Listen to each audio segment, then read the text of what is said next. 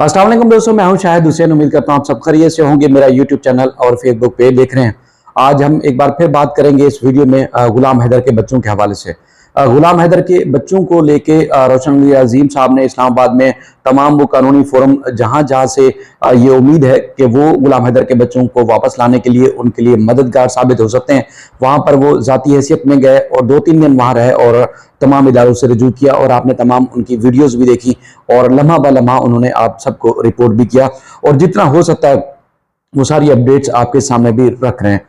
अच्छा, आज चूंकि गुलाम हैदर से कुछ देर पहले ही फोन पे बात हुई, वो पुरुमीद भी हैं, लेकिन वो जस्तजू भी कर रहे हैं और उनकी कोशिश ये है कि वो किसी भी सूरत खामोश नहीं बैठेंगे, चाहे वो अकेले ही क्यों दुनिया को जगाने में ना लग जाए। यानी कि जो लोग इस वक्त उनका साथ दे रहे हैं सोशल मीडिया के ऊपर, वो अगर उनका साथ छोड़ भी जाए तब भी वो अकेले ही आवाज लगाते रहेंगे, शोर मचाते रहेंगे, चीखते रहेंगे, चिल्लाते रहेंगे।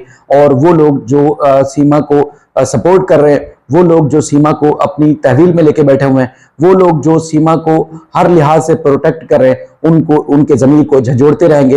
वो कभी भी खामोश नहीं बैठेंगे जब तक उनके बच्चे उनको नहीं मिल जाते।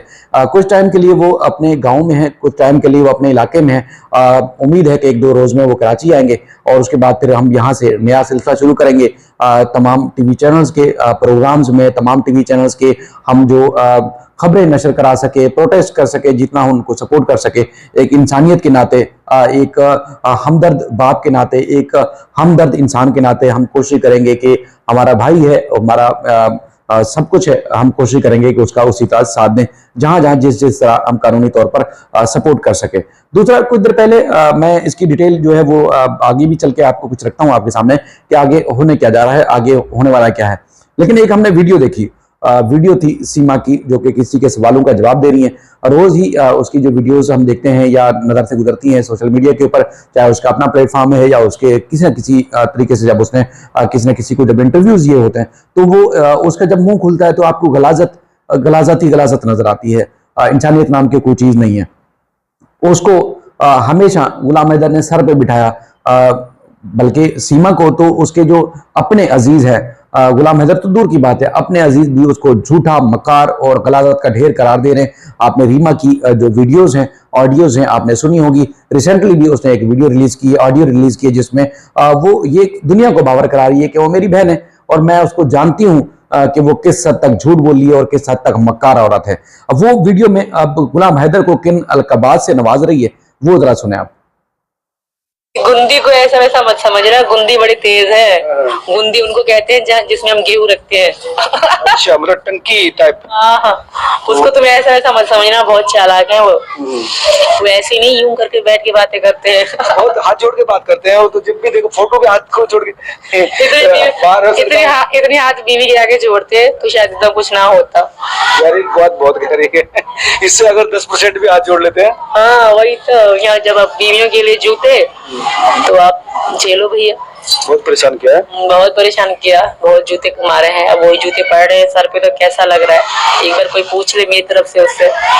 ऐसा करे बहुत ज्यादा, मतलब बहुत गलत करा, बहुत ज्यादा गलत करा।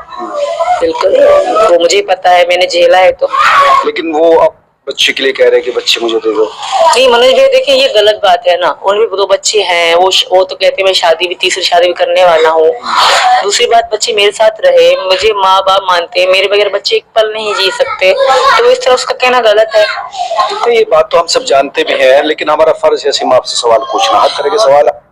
तो ये सीमा जी, ये गलत बात है कि बच्चे जो है मेरे पास रहेंगे, मुझे माँ बाप मानते हैं, लेकिन ना तो कानून इजाजत देता है कि वो आपके पास रहें, ना ही इखलाकियात इजाजत देती है कि वो बच्चे आपके पास रहें, और ना ही शरई लिहाज से बच्चे आपके पास रह सकते हैं।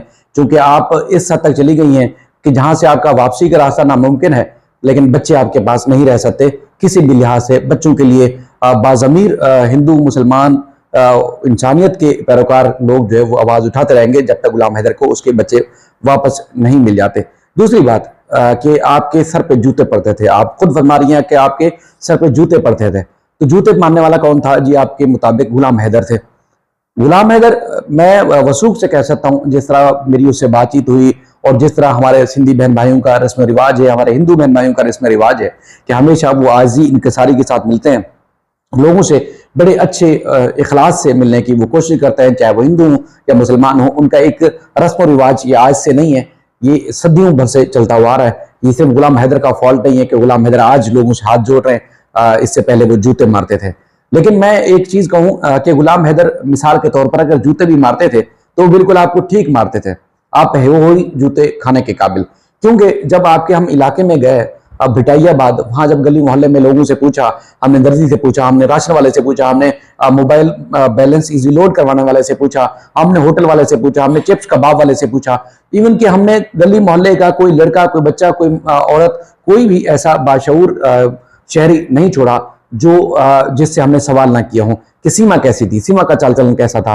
तो कोई एक आदमी भी नहीं ऐसा था जो ये बता रहा हो कि सीमा बड़ी अच्छी इखलास वाली बापर्दा औरत थी, एक अपने आप को महदूद रखने वाली औरत थी। किसी एक ने भी नहीं, बल्कि हर दूसरे चौथे शख्स का ये दावा था कि उसका तो वो उसकी मोहब्बत थी और वो उसकी मोहब्बत के लिए कुछ भी करने के लिए तैयार था।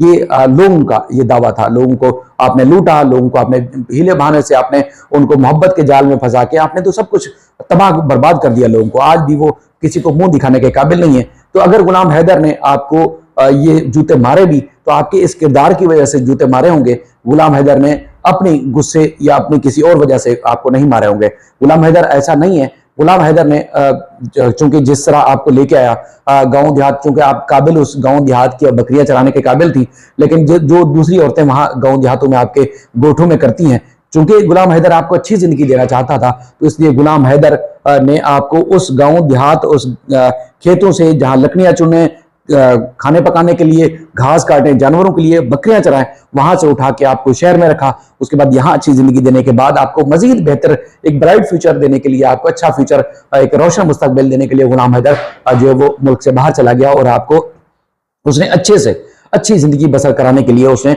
कोशिश की और आपको माहवार पैसे भेजता रहा। ये सिर्फ गुलाम हैदर की बात थी, वहां इलाके की गली मोहल्ले के लोगों की भी बात है। वो सब ये बात बताते हैं, वो सब ये जो है वो कहते हैं कि उनके जो बर्ताव था वो आपका उनके साथ कैसा बर्ताव था। उसके बाद फिर अगर हम इलाके वालों की करें तो एक एक बंदा आपको एक्सपोज कर रहा था, एक एक बंदा आपको बेनकाब कर रहा था जो आपका रहन सहन था। एक एक बंदे ने आपको हर लिहाज से एक्सपोज करने की कोशिश की, चूंकि आप हो ही इस काबिल। दूसरा, चूंकि आप कह रही है कि जिस तरह उस गुलाम हैदर को जिन अल्फाज से आप नवाज रही हो, वो असल में आप हो वाकई ही जूते खाने के काबिल, क्योंकि आपके अंदर ना कोई इंसानियत है, ना ही कोई इखलास है। और जिस तरह आपको अपने लोग झूठा मकार तैयार कह रहे हैं, तो मेरे ख्याल में वो बिल्कुल दुरुस्त कह रहे हैं। और आने वाले दिनों में आपके लिए मुश्किलात जो है वो मजीद बढ़ेगी और ये मुश्किलात आपकी अब कम होने वाली नहीं है, क्योंकि जिस तरह आपने दुनिया के सामने खिलवाड़ किया है अपने दीन का, अपने मजहब का, अपने मुल्क का, अपने रीत रिवाज का, अपने खानदान का, अपने उन तमाम लोगों का जो आपके साथ हमेशा से जुड़े रहे, जो आपके साथ रहे, और उसके बाद फिर आपने जो उनका तमाशा लगाया, अब दुनिया को मुंह दिखाने के वो काबिल नहीं है। क्योंकि वो बेहतर बाप है, वो बेहतर जो है वो शोहर हैं, वो बेहतर जो है वो जिंदगी देने के लिए कोशिश कर रहे थे, वो खामोश नहीं बैठेंगे। वरना कोई और सिंध से या पाकिस्तान से या कोई और अगर वो शख्स जो औरत की जात से नफरत करता हो, इस तरह की बद किरदार और उससे कोई नफरत करने वाला होता, तो फिर वो कभी पलट कर आवाज नहीं उठाता। वो फिर या तो कैद तहनाही में चला जाता, या वो फिर कभी इस तरह मीडिया पर, सोशल मीडिया पर आके बात ना कर रहा होता। क्योंकि वो अब डट गया है, वो अब उससे आप खौफजदा भी हो, आप परेशान भी हो, वो पीछे नहीं हटने वाला। वो हर लिहाज से आपका पीछा करेगा, आपको चैन से नहीं बैठने देगा। गुलाम हैदर इस तरह का आदमी नजर आया हमें कि वो आपको सुकून से नहीं रहने देगा। इस तरह सुकून से मुराद ये है कि आप जिस तरह कहो कि नाचो, ठुमके लगाओ, गाओ, और ऐसे लोगों के सामने जहां पर उसकी बेटियां गैर महफूज हों, उसकी इज्जत गैर महफूज हो, उसका बेटा गैर महफूज हो, वो इस तरह आपको छोड़ेगा नहीं। आपको हर तरह से एक्सपोज भी करेगा और बेचैन रखेगा जब तक उसके बच्चे उसको वापस नहीं मिल सकते। बाकी जहां तक उसका सवाल है कि वो आपको अपनाए या ना अपनाए, वो उसकी मर्जी है, हमेशा उसने कहा है। लेकिन हमारी तरफ से आप जाओ भाड़ में, क्योंकि आपको इज्जत रास नहीं है, आपको शोहरत या इस तरह की गलाजत शायद बेहतर नजर आती है। तो उस बेहतर आपको ये सारी चीज मुबारक हो। अपना ख्याल रखिएगा। अल्लाह हाफिज।